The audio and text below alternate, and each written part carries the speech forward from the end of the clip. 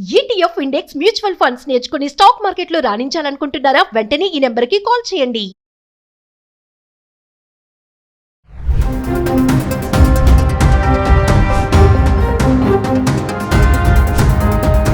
నమస్తే, welcome back to Suman TV. Present మనతో పాటు ఉన్నారు అనలిస్ట్ మందరి కృష్ణారెడ్డి గారు. నమస్తే సార్. నమస్తే అమ్మా.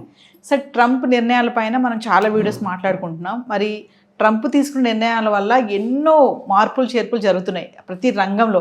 ఇంకా చూసుకుంటే పెళ్ళిళ్ళ పైన కూడా ట్రంప్ ఎఫెక్ట్ పడుతుందనే అంచనా అయితే వచ్చేసింది. ఇప్పుడు చూడండి, ఎన్ఆర్ఐ క్రేజ్ కూడా కొంచెం పడిపోయిందని చెప్పుకోవాలి. మరి ట్రంప్ నిర్ణయాలు ఎన్ఆర్ఐస్ పెళ్ళిళ్ళ కొంప ముంచిందా అంటే, ఇప్పుడు మాకు ఎన్ఆర్ఐ సంబంధాలు వద్దు, ఉద్యోగం ఉంటుందో లేదో తెలియదు, అసలు వీసా ఉంటుందో లేదో కూడా తెలియదు అనే అనుమానాలు చాలానే కనిపిస్తున్నాయి. మరొకసారి వివరాల్లోకి వెళ్తే సార్, అమెరికా క్రేజీ అంతా ఇంత కాదు. గతంలో అబ్బాయి అమెరికా వాడు అమెరికాలో ఉన్నాడు, ఉద్యోగం చేస్తున్నాడంటే అది ఏం ఉద్యోగమో కూడా ఆలోచించకుండా అమెరికాలో ఉంటే చాలు, మా అమ్మాయిని అమెరికాకు పంపిస్తాం, మా అల్లుడు అమ్మాయి అమెరికాలో ఉన్నారని చెప్పుకొని మేము ఆనందంగా బతుకుతాం, చాలా స్టేటస్గా ఫీల్ అవుతాం, గొప్పగా ఎక్కడికి పోయినా సమాజంలో మాకు గొప్పతనం ఉంటుంది, మా బంధువులందరూ నన్ను బాగా గౌరవిస్తారనేటువంటి ఒక ఆలోచన, ఒక జాడ్యంతో బతికారు చాలా మంది. అక్కడ ఏం చేసినా సరే అసలు చాలా మంది చేసే పనులు అక్కడ ఇవాళ కూడా చాలా చిన్న పనులు. అంటే ఇక్కడ ఇండియాలో మనం ఏ పనులనైతే మనం తక్కువ అని అనుకుంటామో, నిజానికి అవి తక్కువ కావు, అవే చాలా ఎక్కువ. రష్యాలో అందరికన్నా ఎక్కువ ఎవరికి జీతం ఇస్తారంటే డ్రైనేజ్ తీసేటువంటి వాళ్ళు, మున్సిపల్ కార్మికులకి అక్కడ జీతాలు హయ్యెస్ట్గా పే చేస్తారు. అంటే దేశ ప్రధానమంత్రితో ఈక్వల్గా పే చేసేటువంటి అవకాశం ఉంది.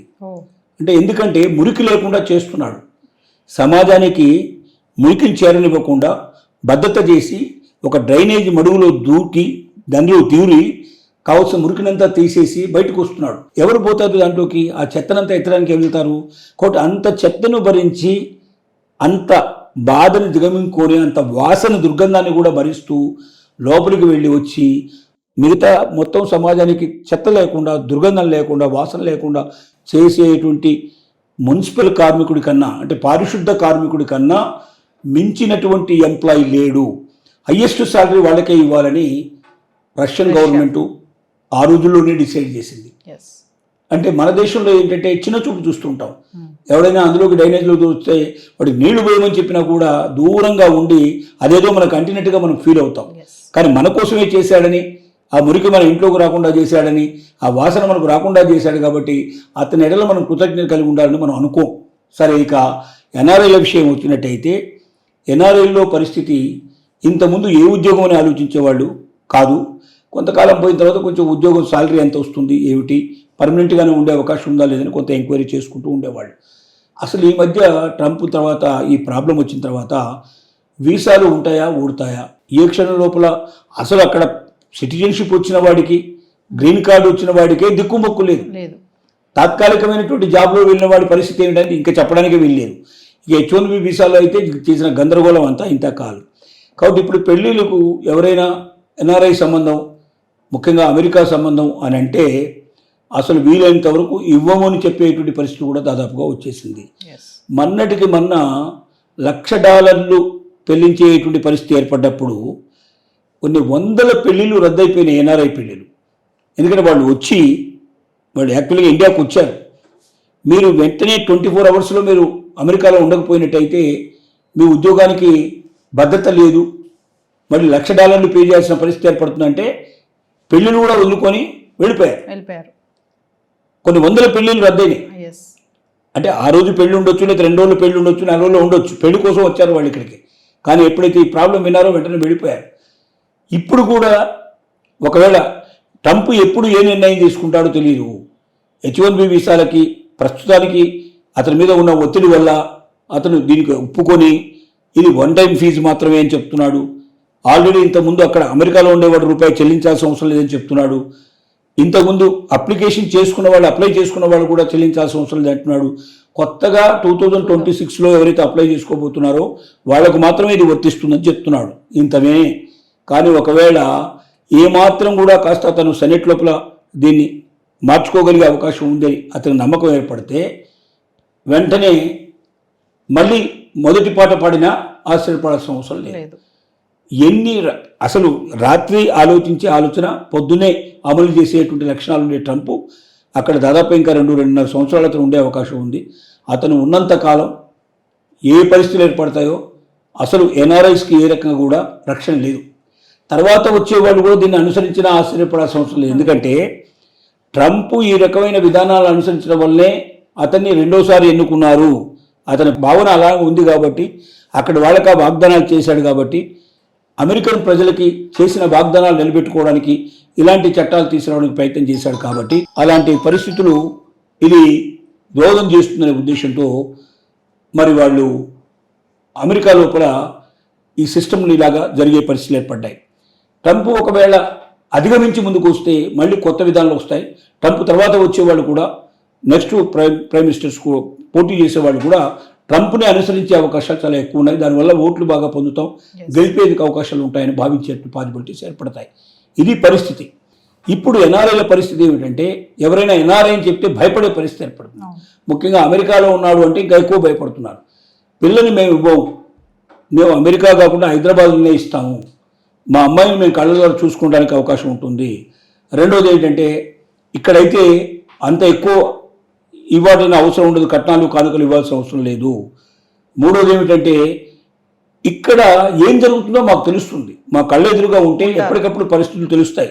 దాన్ని బట్టి వాళ్ళని సరి చేయడానికి మాకేమన్నా చేతనైతే వాళ్ళకి సాయం చేయడానికి, వాళ్ళని ఆ ప్రాబ్లం నుంచి బయట తీసుకురావడానికి మాకు అవకాశం ఉంటుంది. రెండోది ఇప్పుడు భారతదేశంలో పెరుగుతున్న రోజు అవకాశాలు ఏవైతే ఉన్నాయో అవి అమెరికాకు మించిన అవకాశాలు ఇక్కడ దొరికే పాసిబిలిటీస్ కనబడుతున్నాయి. శక్తి ఉన్నవాడికి, సత్తా ఉన్నవాడికి, మేధస్సు ఉన్నవాడికి అమెరికాలో సంపాదించే సంపాదనకై ఎక్కువ ఇండియాలో సంపాదించే అవకాశం ఉన్నదని ఖచ్చితంగా ఇక్కడున్న లెక్కలు చెప్తున్నాయి, ఇక్కడున్న పరిస్థితులు చెప్తున్నాయి. అంటే మనకు ఆ మేధస్సు ఉందా లేదని మనం ఆలోచించుకోవాలి. ఆ మేధస్సుకు తగ్గట్టుగా మనం పెంచుకునే ప్రయత్నం చేయాలి.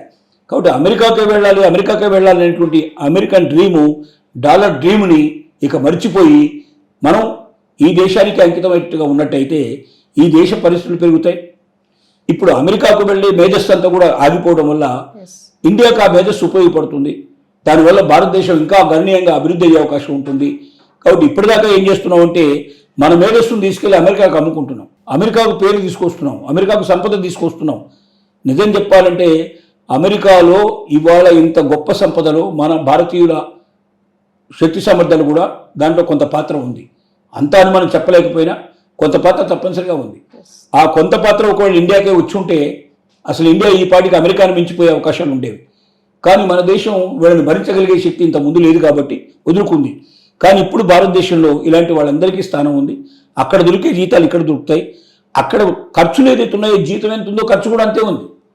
కాబట్టి ఇక్కడ జీతం తక్కువ ఉన్నా ఖర్చు తక్కువ ఉంటుంది. కాబట్టి అక్కడ మిగిలేది ఇక్కడ మిగిలేది రెండు సమానం అవుతాయి. అది జాగ్రత్తగా ఆలోచించుకున్నట్టయితే అమెరికాకు పోవడం కన్నా ఇండియాలో ఉంటే బాగుంటుంది అంటున్నారు. అలాంటి మేధస్సు ఇక్కడ ఉపయోగించే అవకాశాలు ఉన్నాయి. తద్వారా భారతదేశానికి డెఫినెట్గా భవిష్యత్తు ఇంకా దార్శనికంగా ఉంటుంది, ఇంకా అభివృద్ధి పదంలో వెళ్ళే అవసరం ఉంటుంది. పెళ్లిళ్ళు మాత్రం పెటాకులు అవుతున్న పరిస్థితులు మాత్రం ఉన్నాయని మాత్రం ఈ ట్రంప్ విధానాల వల్ల అలాంటి స్థితి ఏర్పడింది. ఎన్ఆర్ఐలు చేసుకోకూడదు అనే పరిస్థితుల్లోనే వాళ్ళ తల్లిదండ్రులు ఆలోచిస్తున్నారు తప్ప ఒకసారి ఆలోచిద్దాం అనే ఆలోచన ఎవరికి రావడం లేదు. బహుశా ట్రంప్ పోయిన తర్వాత అంటే పదవిలోంచి వెళ్ళిన తర్వాత ఏవైనా మార్పులు చేర్పులు జరిగి స్థిరత్వం వచ్చినట్టయితే మళ్ళీ అప్పటి నుంచి అమెరికా గురించి ఆలోచించే వాళ్ళు ఏవైనా తయారవుతారేమో. కానీ అప్పటిదాకా మాత్రం అమెరికా గురించి ఆలోచించడం అనేది సాధ్యం కాని పని అని మాత్రం తెలుస్తుంది మనకి. ఇప్పుడు అంటే సార్ ఒక క్వశ్చన్ చెప్పండి, ఇప్పుడు ఈ రాజకీయ ఆర్థిక ఏవైతే అనిశ్చితులు నడుస్తున్నాయో ఇవన్నీ కూడా పెళ్లిళ్ళ పైన కూడా ప్రభావం చూపిస్తాయి సార్? అసలు 100% పడుతున్నాయి. ముఖ్యంగా అమెరికా పరిస్థితులు ఇవాళ పడుతున్నాయి. అంటే యూరోప్ దేశాల్లో కొంత తక్కువ, కానీ అమెరికాలో మాత్రం బాగా విపరీతంగా పడుతున్నాయి. కొంతకాలం కెనడా కూడా కొంత అమెరికాను అనుసరించింది. కాబట్టి అక్కడికి వెళ్ళేటువంటి వాళ్ళు అక్కడ అబ్బాయిలు కావాలని ఇంతకుముందు ఎక్కువగా హైయెస్ట్ డిమాండ్ అమెరికాకే ఉండేది. అమెరికా అబ్బాయి అంటే ఏం చేస్తున్నాడో ఆలోచించకుండా అమెరికాలో ఉన్నాడు వెంటనే సంబంధం చేసేవాళ్ళు. మ్యారేజ్ బ్యూరో నడిపేటువంటి ఒక వ్యక్తి హైదరాబాద్లో ఆమె ఇంటి మీద రైడ్ చేస్తే 400 కోట్ల రూపాయలు ఐటీ వాళ్ళకు దొరికాయి. 400 కోట్లు. ఎవరావిడ? మ్యారేజ్ బ్యూరో, మ్యాట్రిమోనియల్ నడిపేటువంటి ఆవిడ. అంటే అన్ని అమెరికన్ సంబంధాలే చూసింది. ఒక్కొక్క సంబంధానికి మరి ఆవిడ ఎన్ని కోట్లు వసూలు చేస్తుందో మనకు తెలియదు. కానీ అంటే అన్ని కోట్లు ఇచ్చి కూడా అమెరికన్ సంబంధం పొందాలన్న ఆలోచనతో ప్రజలు ఉన్నారు అని మనకు అర్థమవుతోంది. ఒక్క మ్యారేజ్ బ్యూరో కలిపేటువంటి లేడీ దగ్గర 400 కోట్లకు పైగా డబ్బులు దొరికాయంటే ఇంకా ఎంత ఉండి ఉండొచ్చో ఆమె బహుశా 10 ఏళ్లలో సంపాదించిన సంపాదనది 10 ఏళ్లలో మరి ఎన్ఆర్ఐలు సంబంధాలు చేసిన వల్ల ఒక్కొక్క సంబంధానికి కోట్లు డాలర్ల రూపంలో ఇచ్చారు, మరి ఈ రూపంలో ఇచ్చారో తెలియదు, కానీ అంత సంపద దోచిపెట్టారు. అంటే అంత డిమాండ్ ఉండేది. దీన్ని బట్టి మనకు అర్థమవుతోంది. కాబట్టి ఆ డిమాండ్ తగ్గించుకోవాలి. క్రేజీ అనేది ఉండకూడదు. వివాహానికి కావాల్సింది ఒక దేశం కాదు, వివాహానికి కావాల్సింది భార్యాభర్తల మధ్యలో చక్కటి అవగాహన, అండర్స్టాండింగు, భవిష్యత్తులో అరమరికలు లేకుండా కాపురాన్ని చేసుకోగలిగేటువంటి శక్తి సామర్థ్యాలు, భార్యని పోషించుకోగలిగే శక్తి భర్తకుండి, భర్తను అనురాగంగా చూసుకోగలిగే శక్తి భార్యకుంటే అది సరిపోతుంది. అంతే తప్ప వాడు ఏ స్టేటస్లో ఉన్నాడు, ఏ ఊళ్ళో ఉన్నాడు, రెండోది మనకన్నా స్టేటస్ చాలా గొప్పగా ఉండేవాడిని మన అమ్మాయికి చేసుకోవాలని మనం ఎంతకాలం అయితే అనుకుంటూ ఉంటామో వాడు మన మీద ఎక్కి స్వారీ చేసే ప్రయత్నం చేస్తాడు. తప్పనిసరిగా అనేక డిమాండ్లు చేస్తూ ఉంటాడు, చాలా చిన్న చూపు చూస్తూ ఉంటాడు. దాని ప్రభావం భార్య మీద కూడా పడుతుంది. కాబట్టి అలాంటి వాళ్ళకన్నా భార్యను సమంగా చూడేవాళ్ళుగా వాళ్ళు భార్యాభర్తలు ఇద్దరు ఈక్వల్ అనే భావంతో ముందుకెళ్తే ఆ వివాహం కలకాలం ఉండేటువంటి అవకాశాలు ఉన్నాయి. Thank you sir.